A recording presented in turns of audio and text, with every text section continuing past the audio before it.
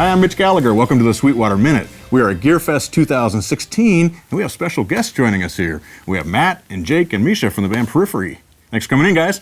Thanks for having us. I'll shake your hand. I won't reach across, but we'll do the virtual shake. Yeah, exactly. Because you like me better. I understand. Yeah, cool. That's why you're sitting next to me. I am the coolest. Thank you. Thanks for having us, man. You get the seat of honor. Yeah, man, thanks. We appreciate you guys taking the time. This thing is awesome. Well, thank you. Thank you. GearFest is something, isn't it?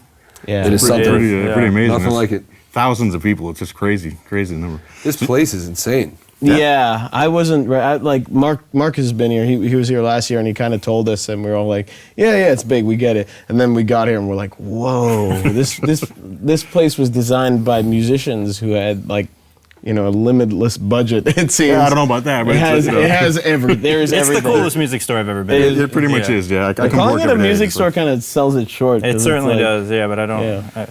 It's almost a campus. Campus is probably a better word for it. It's like the Google of music stores. Yeah. Pretty close, yeah. Something like that. Pretty close.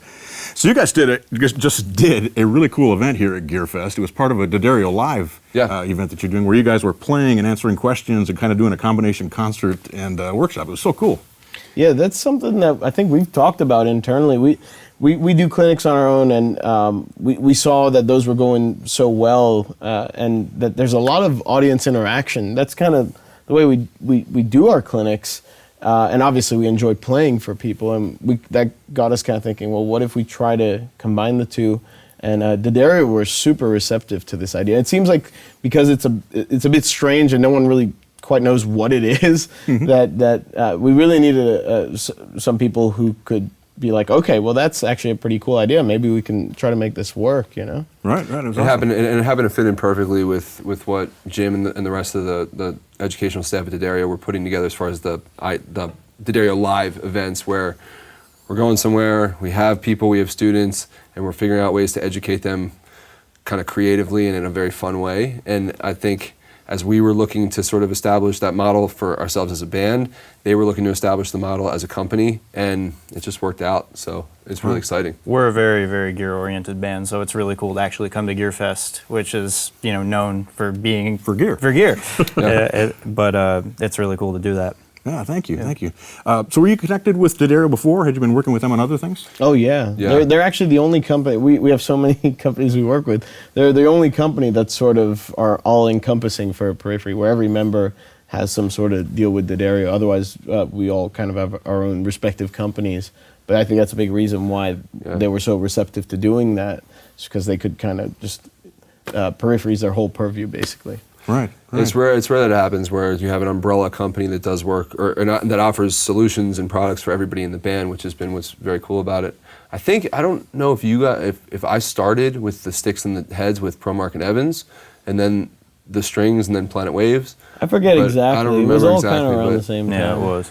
But funny enough, D'Addario was always the company that I wanted to be. I wanted to have a deal with. I'm not just saying that, by the way. This is true. Like, because we would, back when we were first starting, strings were expensive, and I was snapping them all the time, and we were getting free strings from some companies, and I'd still just gone by the D'Addarios because that's what I'd always used, and I kind of didn't like switching it up.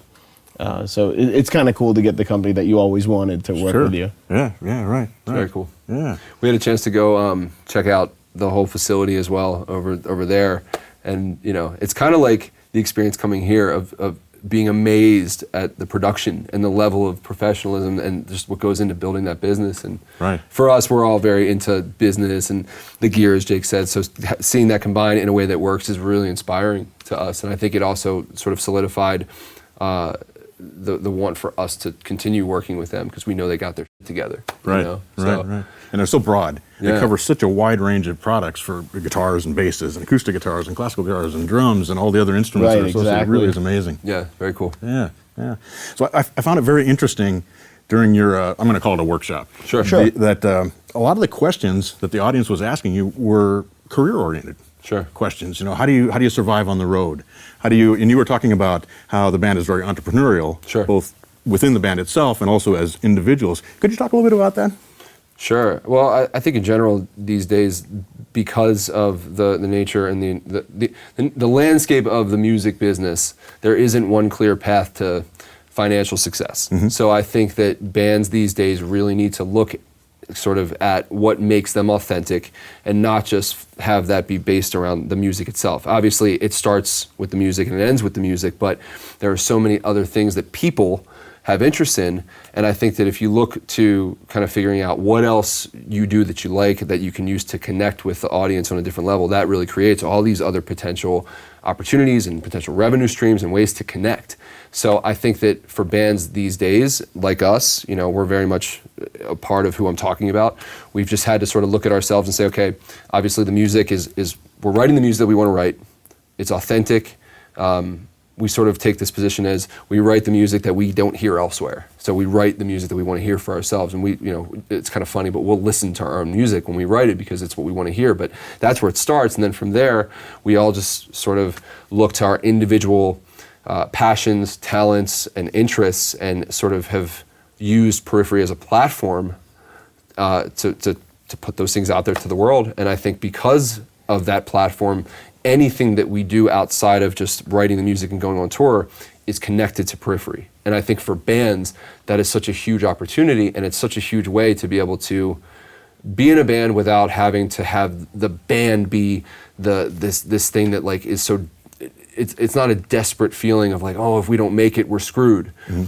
If you exercise the patience, the persistence, and you're smart about what it is that you guys, or you guys as in people in bands, can do, I think you can come up with some great ideas so that it's sustainable, you know? Right. And I don't know if you guys have stuff to add. Yeah, I mean, what's cool about Periphery is that we set a standard of working on social media and putting ourselves out there and trying to remain or create this accessible connection with our fans or with people who are into the music. And I think why we got a lot of the questions that we did, the career-oriented ones, was because they know that we are very in control of what we're trying to do with this business, and they know that we're very open and we'll share that information. And I think it's cool that we have that connection with them. Yeah, absolutely.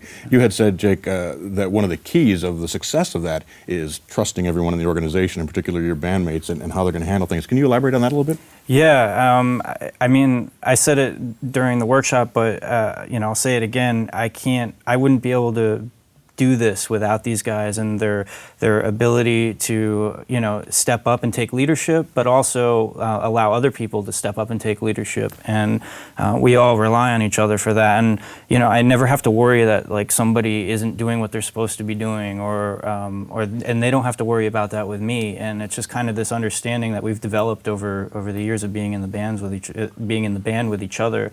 And I think like that's, I mean, for me, I'm sure everybody has a slightly different answer, but that's the most important component of doing this, is just being able to trust who you're working with and also rely on them, and they can rely on you. Mm-hmm. Yeah, absolutely, absolutely. So I'm assuming then that the stereotypical flaky musician probably isn't going to work out in a situation like that. We're still flaky. Okay. We're still flaky. Yeah, that never goes away. You play guitar and you're going to be late. No, I'm just kidding. But I think what we've learned is that there's, each one of us have strengths and weaknesses, and we've learned to rely on each other on those things that are strengths. So, you know, we all assume different roles at different times, and that allows us to be a little bit more lax in certain areas, depending on what the situation is. So, in that regard, we kind of get a break on certain things, and then other times we're really taking the lead, depending on who it is and what's going on. Right. You know. Right. And I think that's like any relationship or any company. You know, you can't do everything yourself. You really should find people that are good at what you're not good at, you know? And I think in the band, we've, over the years, not easily, I mean, through trials and tribulations, so to speak, we've figured that out amongst ourselves. And now we're at a point where we know who does what, we know who doesn't do things, and it's actually been really helpful to move everything forward faster. Right. So do you have, is there a designated leader in the band, or does someone take the lead on certain things, or how do you? That's really the way that it is. Is everyone? And I think there's there's no sense of ego about this stuff. That's the first thing that has to go, because if there was, then you'd start having people butting heads over silly things and silly arguments. It's respecting that you're not going to be a master of everything. There's no true leader in the band, and we are democratic by nature. So there's no one person who has like a super vote, as it were. Sure.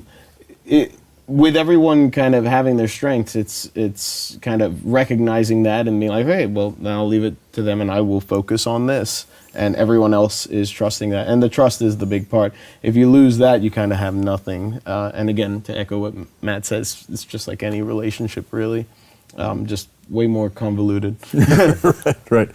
So how does that translate into the studio? Because you guys self-produce. Yeah. Right. So there's 5 or 6 of you. Well, it's an extension of that. It's entirely an extension of that, and this is where the ego test comes into play because we get a question a lot about with 3 guitarists, like, are you guys butting heads a lot? And the truth is no, because we are all on the same wavelength, and this goes through the whole band. It's like we understand, and we figured out, painstakingly figured out, but we figured out a process where everyone has their role, and this is how we each sort of can have our input, and no one feels like they have to have input just to have input. It's really about the song. It's really taking that step back. Those are the kinds of things that can really lead to problems. It's like, oh, well, I don't feel like I have enough of a voice on this. But I think with our band, we realize that it's not about that. It's about the end product. And if you take a step back and you look at the end product, you realize, like, okay, your part got cut. That doesn't mean that you suck. It doesn't mean that we dislike you. It just means that it wasn't a good fit. And being able to sort of emotionally unattach yourself from that, which is hard, but it's essential. But it's definitely very hard because all musicians are very emotionally attached to the things that they write. And I think we, over the years, have found ways of dealing with that, and that has really streamlined our writing process to the point where Periphery 3, which we just did, was really stress-free, very easy, and was fun. There wasn't really any of that sort of trouble because we finally figured out how to work with each other. It takes some time to work that out. And absolutely. get personalities to mesh. And it also takes a willingness to compromise and to want the same end goal. If there was someone in the band who really wanted their ego above all, that would be the breaking point. That would be where, okay, well, we can't seem to reconcile this. But because everybody wants the same thing, yeah, it's just a matter of time. It's a matter of talking it out and figuring it out. But eventually it does get figured out. Yeah, we were talking about this yesterday, you and me were talking about this when we were traveling yesterday, about how, Nolly, for example, has always stated how important compromise is. Yeah. And it's an easy idea of compromise, but once you're actually in it, it's very hard and can be very emotional to go through that phase of compromising, or that experience of compromising. But we've learned how to do it with each other over many years and many different conversations and different situations. And I think we have a good homeostasis within the band because of that now. Absolutely. Right. Right. It was interesting watching you guys play. It's obviously you're playing very intricate music and you have multiple parts going on simultaneously, and you're working to a click. And often the groove that the drums are doing is very different from the groove that the guitars are playing, and there's parts that are layered on top of that, creating pretty intense polyrhythms. So I was standing in the back trying to count some of these things as I was listening to it. How do you guys subdivide the beat? Do each of you subdivide differently, or how do you track those rhythms? Honestly, this is going to sound like a cop-out answer, but we just write what sounds good. It's all based around a pulse, but we're not counting. I don't know what time signature a lot of the riffs are in. We're playing one. Yeah. I mean, seriously. That's probably the best way to think about it. Or it's polyrhythms may be the wrong word, but it's very syncopated 4/4, and it sounds. And sometimes we can play with the drums, we could play with everything in a way to where it sounds like it's a lot more odd than it is, but it's actually just a straight 4 groove, and that's the way that we hear and groove to it.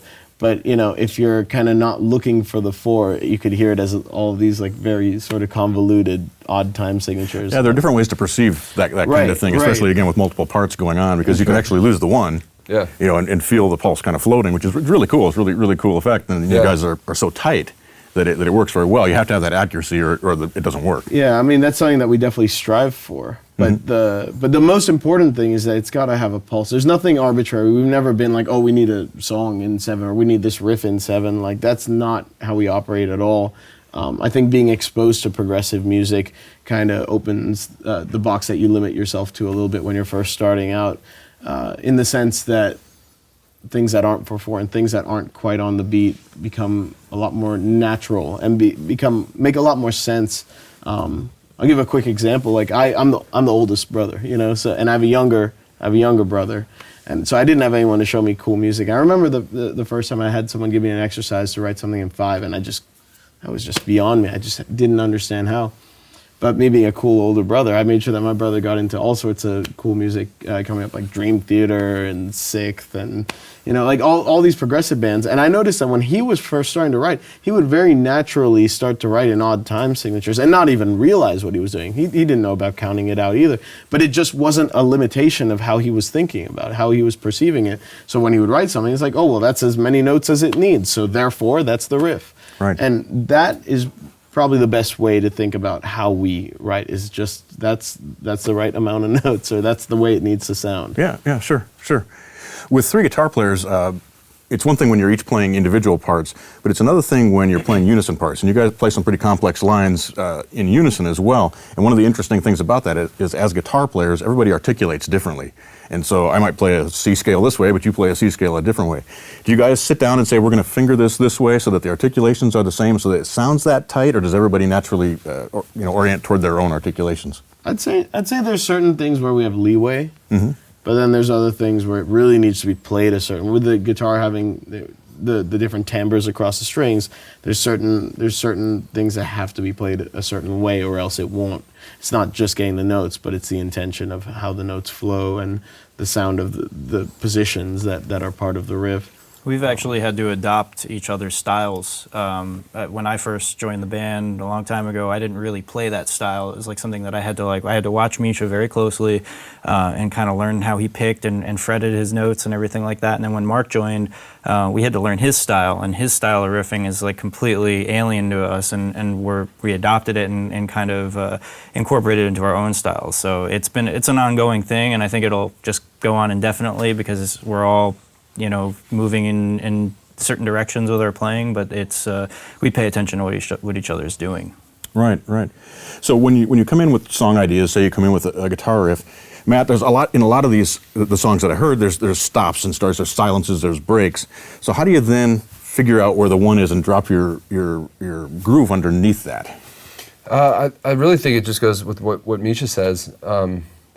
If we're talking about the specific songs, I mean, for me, the way that I learn the music, the way I learn the songs, is I focus on the melodies first. I listen to the songs and enjoy the parts before I ever try to analyze them. Mm-hmm. And I think that helps, because then when I understand how the melody flows, placing the rhythms underneath it becomes much easier. And I think so that's one way. But echoing what Misha said, I mean, before I even joined this band, I'd been into progressive music for a while. But once I did, these guys gave me all this different music to listen to that I never had been exposed to before. And by listening to all these different styles and genuinely enjoying all these different styles of music, I guess it sort of becomes a lot easier to know where you are amongst the pulse and within the meter, and be able to place things where they need to be. Counting isn't really even something that we actively do while we play. We do have a click, but it's mainly there to just make sure that the songs are played at the perfect tempos that we write them at, and it's there to make sure that we keep the same length of set list every night. But it is just simply a pulse. And that's why I say we play in one, mm-hmm. because the way that we think about it is just you have this. It's not being counted to 7 beats or 8 beats or 9 beats. It's just 1, 1, 1, and it's just there to keep us on track. Right. And that's about it. Right. But I really do think it comes down to the melodies. I was talking to Jim from D'Addario earlier about this, and so many of my students will come and say, "Man, I don't really understand your music. I don't get how you learn that part. And, it seems like it's in this crazy polymeter or polyrhythm." And then when I explain to them that, okay, take a step back and just try to hum the melody for me. And when they hum the melody, you kind of see the light bulb go off, like, oh, wait a minute, that's where it is. And so I always tell people, instead of trying to analyze music the first time you listen to it, spend a good week with it and just enjoy it. Listen to it at places where you're not analyzing. Get away from your notebook or your sheet music. Get away from the drum set. Get away from the guitar. Listen to it in the car. Listen to it in the shower. Listen to it while you're cooking a meal, doing other things where it's just in the background. Misha, I know you listen to music, playing video games, doing other stuff. It's like, that's how you really digest it, and then the understanding of it is much stronger, I think, because it just sinks in that way. And then it's easy. So it might not be the answer that everybody's looking for, but it's pretty simple. It's just digest it and let it sink in subconsciously, and then when you go to analyze it, it's much easier because you have so many other references within the context of the music to pull from. Right. Is it the kind of thing where if you think about it too much, it's too hard? Definitely. If I ever think about what we're doing, I'm going to mess up. It's actually a problem. Like, I need to be in the zone. I need to trust my muscle memory. I need to just get away from it. And in fact, like Matt was saying, I can't even enjoy music if I'm listening to it. I just because I produce and engineer and mix, I do all that stuff. I just start hearing that stuff, and I can't even pull out of that. So you know, while I'm cooking or cleaning or playing video games, like that's when I'm sort of paying enough attention to where I'm able to hear it, but I'm not able to analyze it because I'm focusing on something else. And that's been my trick to actually enjoy music, you know? Yeah, sure. Yeah. Sure. Yeah. You mentioned that Periphery 3 is coming out about a month from now as we're at GearFest here. Yeah. Tell us a little bit about the tracking process for that. Do you guys track as a band? Do you layer parts together? How do you approach that? Oh, it's with the computer. We are a computer age band. I think our philosophy in the studio is the album that we put out and that we're putting together is really about the composition. It's, you know, we'll use all the studio tricks in the book. You know, there's no limit to what we'll do to try to get what's in our head out into the real world. And that's a philosophy that we've all agreed on. So it's really just about the music, just about the composition. And then by contrast, the live show is where you get to experience that in a live context. And that's maybe what makes that so special, is that it is very different and it is sort of approached with a different aesthetic. You know, in the studio, everything needs to be just so, and it's down to details that no one will hear or care about, but they're really important to us. So sometimes we're really spending a lot of time focusing on those very specific aspects. But ultimately, it's our form of self-expression, and it is for everyone else who does it. So I say there's no rules when it comes to that. But yes, we're in front of the computer. We are, you know, cutting, editing, tracking, doing whatever we need to do until it's like, okay, that's right. Do you start with the drums and build from there, or do you start with a riff? Or? I was just going to say, funny enough, this record was kind of backwards in regards to how we've done things in the past. So we started off with a lot of demos. We narrowed it down to the tracks that we're going to use for the record. And then what we will typically do is we'll demo out the songs at Misha's apartment with his whole computer rig. He and I will typically write the drums together, just programming the drums, which is great because it gives us a chance to sort of have that instant gratification of hearing a part, sounding good, and then being able to tweak it right on the spot. And then once we tweak those, and once we get the arrangements done, then we kind of all go off and, you know, kind of get the parts down, and then we record it. So for this record, we arranged the songs, got all the drum parts down. Then I went and I took the parts that we wrote and I actually took them to the drum set for about 6 weeks while they were actually recording everything. So they recorded all the guitars, bass parts, ambient parts. Basically everything. Yeah, everything while I was practicing. Spencer was sort of writing his vocal parts and tracking at the same time. But then after that 6 week period, the record was arranged. All the guitar parts were final. I then took that, went to the studio in England with our bass player Nolly, who sort of took over the producing at that point, and I recorded the drums to the actual finished parts. So that was it was really different and really fun though at the same time because it sounded so good. I was playing to these amazing sounds instead of like a scratch track or something, you know? Right. And then the last piece of the puzzle was just adding in the final vocal parts. So it was a bit of a different experience, but it was one that I really enjoyed because I was able to have so much time to really hone in on the parts and physically play them. It was the most prepared I have ever been going into recording the drum parts for any record that I've ever recorded. And I'm actually very grateful that I had that opportunity because now I feel like it's a formula that we'll use going forward because the results were so good. Right. In the past, it's been, all right, it's written, we programmed the drum parts, now go record the drums.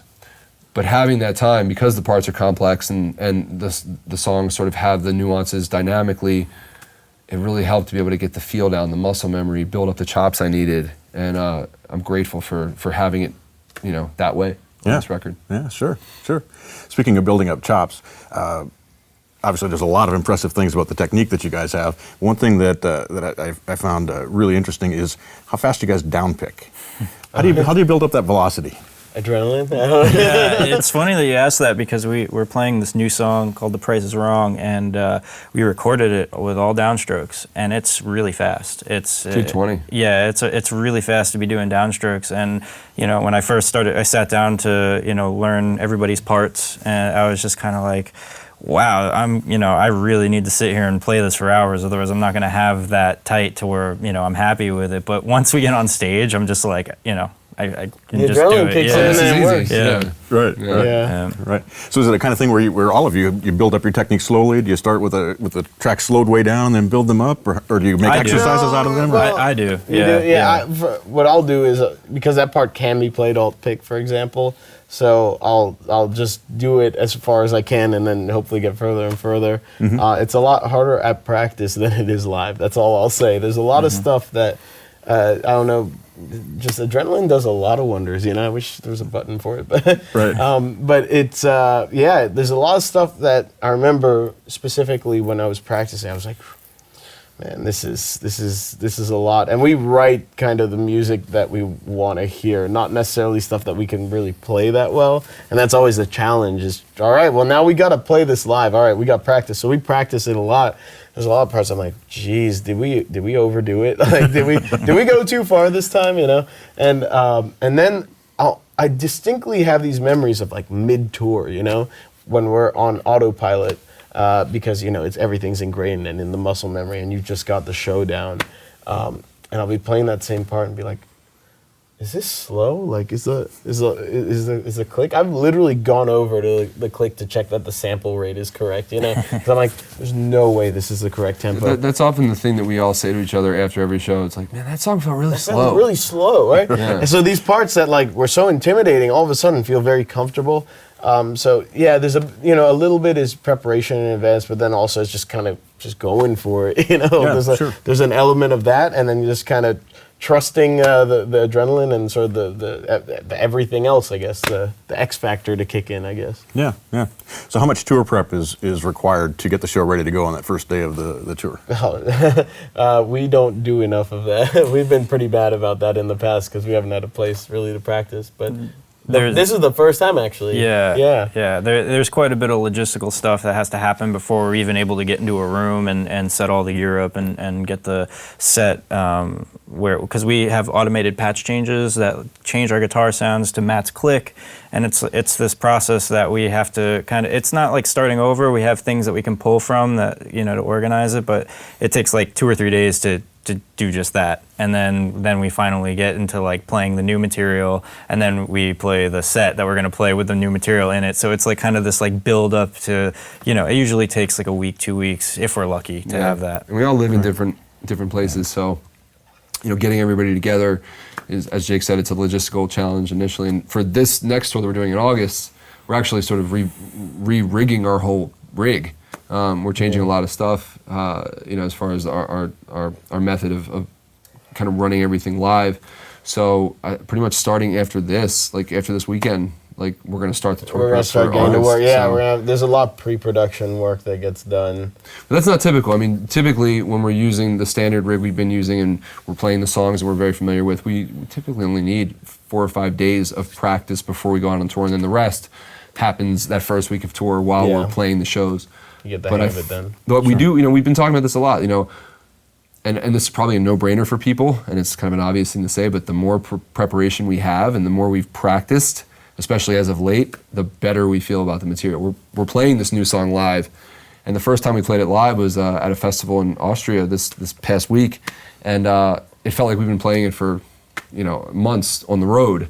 And it's because we've really put in the extra time to learn the material. Yeah, just to clarify, this is a new thing for us. We don't really have a practice spot. There's something that we figured out. Yeah, we're using his mom's basement now, which thank you, by the way, because thanks, Mom. Yeah, but like in the past, we really didn't have many options. Sometimes, like if we go to Europe, we'd rent a room the day before to rehearse there and just hope that everything works, and like that's what you get. And then we maybe use the next sound check as an opportunity. So it's been a bit rough that first week, especially if there's a new song to get into the groove of it. But this was the first time that I felt really comfortable playing a new song for the first time. And, that's a song with all the down picking. And I was like, all right, here goes. But I actually felt pretty good about that song, like when we first played it. And I think, that's a lesson that took us, 8 years to learn practice. Yeah, so we're not that smart after all. Don't listen to anything that we say. We're pretty dumb. I meant to ask you earlier, actually, just to circle back. Do all of you hear the click, or do you hear the click? For typical live shows, we all are on the click track. We're all on in-ears. Yeah, and we all have. We didn't have them today. Yeah. We have our own mixes, and we can change everything that we want to hear individually based on what our preferences are. Today was the first time we played a show where I was the only one hearing the click, and I was cueing everybody. And I mean, we haven't done that since 2000. And we have pedal boards, and today we were there. I was nervous about a lot of things. I think you talked about it a little bit. It's just kind of sometimes you just got to go for it. Yeah. Today's one of those things. It's like our options were to do this or not to do it, and we were like, well, GearFest is an opportunity that we got to make work, and yeah, it's not going to be ideal, and we're going to have to figure out a way to make this work. We're going to have to be way out of our comfort zone on this one. And there was an opportunity for so much to go wrong. Honestly, I have to really thank all the Sweetwater staff for making sure everything worked, because that was a big reason why it wasn't a total disaster today. Awesome. We typically rely on our sound guy Alex to be our dad here. on tour to set things And up. he's not here, so we were terrified. But but we went into it. Like I haven't had to listen to my guitar through a monitor and switch my patches in a long time.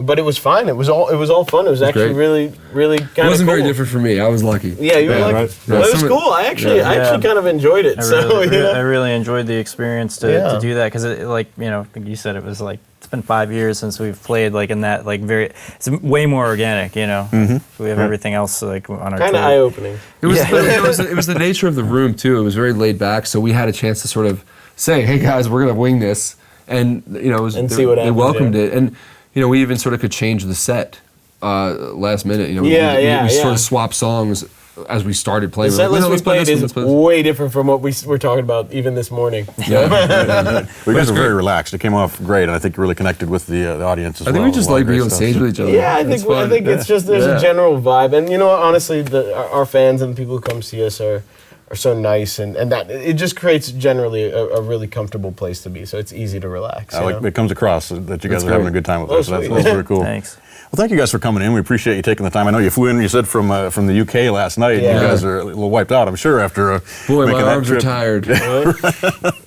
He's just making bad jokes because he's jet lagged. There you go. Exactly. Normally, I'm like Normally George he's Carlin, on- man. Killing it. No, that is seriously just that's touring life. It's not anything to complain about. That's just how it goes. I feel like we're, parents who have young kids have it worse than we do, but I think that if we ever do have kids, we'll be really well prepared for dealing with no sleep. I'm sure some of you guys probably have kids.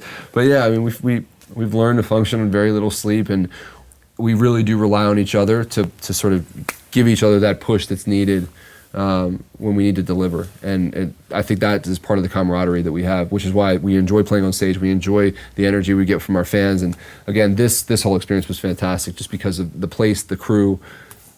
The whole thing was just fantastic. We really had a good time. Awesome. Yeah, Well, hope to do it we again. appreciate you guys making the effort and putting on a great show, and also to helping to talk to the audience and educate everybody and sharing all that was really cool. We love it. So thanks very much. Appreciate you. it. Thank you. Great to see you. Yeah. I'll reach across. Cool. Cool. Thank Get a you. real Thanks so much, handshake man. this time. It's great. All right. And thanks for joining me for the Sweetwater Minute. I'm Mitch Gallagher.